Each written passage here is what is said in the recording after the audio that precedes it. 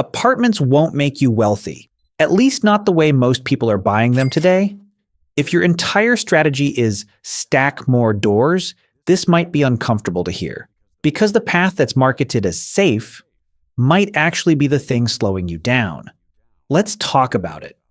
For the last decade, apartments have been marketed as the safe play. Buy a duplex, then a triplex, then 20 units, then 100. Just keep stacking doors. That's the formula. But here's what nobody tells you.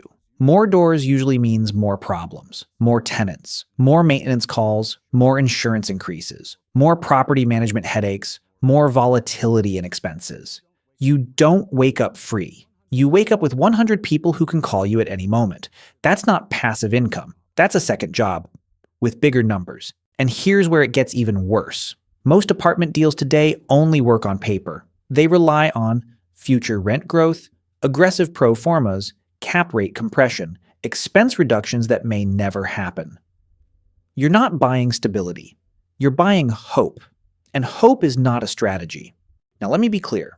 Apartments are not bad assets, but they are crowded assets. And when an asset class gets crowded, discipline disappears. Pricing tightens, returns compress, risk hides inside projections. So instead of asking, how many doors can I buy?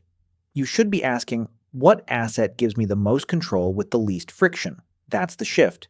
And that shift changed everything for me. Imagine this on a whiteboard. Draw two boxes. Left box, 100 apartment units. Right box, one stabilized commercial asset. Under the apartment box, right, 100 leases, 100 households, 100 potential maintenance calls. Under the commercial box, right, one tenant or one system, one lease structure, one decision maker. Which one requires more emotional energy? Which one scales cleaner?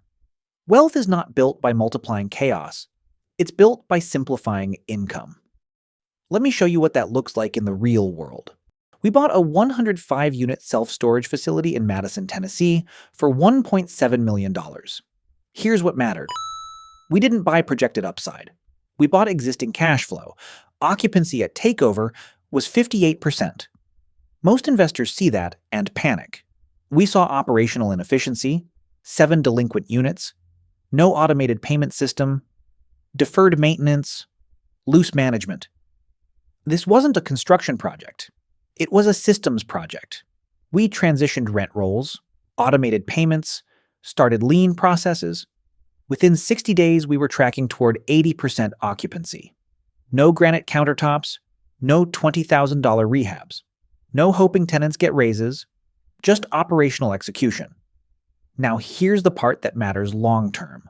Once stabilized, we have options: refinance and pull capital out.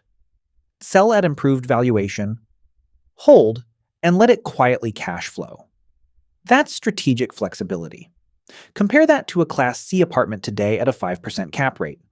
Heavy debt, heavy management, heavy tenant exposure. One feels like leverage, the other feels like labor. And this isn't just storage. It's about understanding that commercial real estate is wide. Most investors never leave multifamily because it feels familiar, but familiarity doesn't equal optimal. Let me show you what other investors are doing. Marcus developed flex space outside Birmingham, but he didn't build a generic metal warehouse. He built premium, brick facade, better lighting, upgraded finishes. Why? Because quality attracts quality tenants. Every bay leased in under 2 months.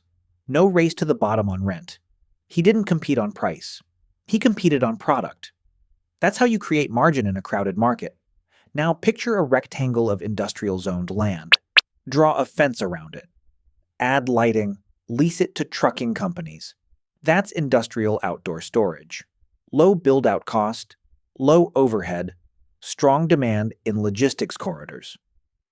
Ron turned a dirt lot into a cash-flowing asset. No marble lobby, no heavy tenant improvements, just structured simplicity. And the land itself appreciates. That's layered upside. Now let's draw one more simple visual. Draw a building. Inside it, write tenant. Now draw arrows. In apartments, arrows go from you to taxes, insurance, maintenance. In a triple net lease, arrows go from the tenant to taxes, insurance, maintenance. That's the difference. You shift expense volatility away from yourself. You stabilize cash flow. Ryan figured this out the hard way. Ryan had 450 apartment units. On paper, impressive.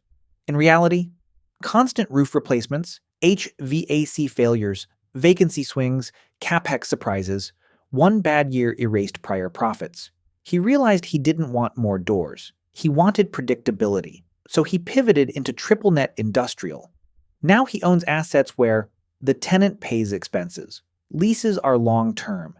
Day-to-day involvement is minimal. His income didn't just increase, his volatility decreased. And volatility is what kills portfolios, not lack of doors.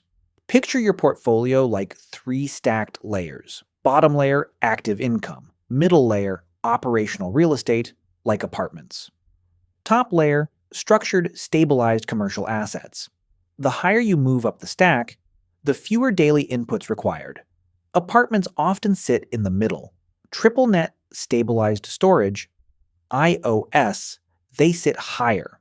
Your goal isn't accumulation, it's elevation. This game is not about door count, it's about structure. You're not 100 units away from freedom. You're one well-structured asset away from changing your trajectory. That means better lease design, better expense control, better tenant quality, better market selection. Smart investors are asset agnostic. They follow math and structure, not trends. If this kind of breakdown is helpful to you, real numbers, real structure, no hype, then make sure you subscribe to the channel. Every week, we break down commercial real estate strategies, asset protection structures, LLC, and holding company setups, tax-efficient investing, real-world deal analysis, not trends, not speculation, just disciplined long-term wealth building. Because the goal isn't to own the most doors, it's to design a portfolio that works for you.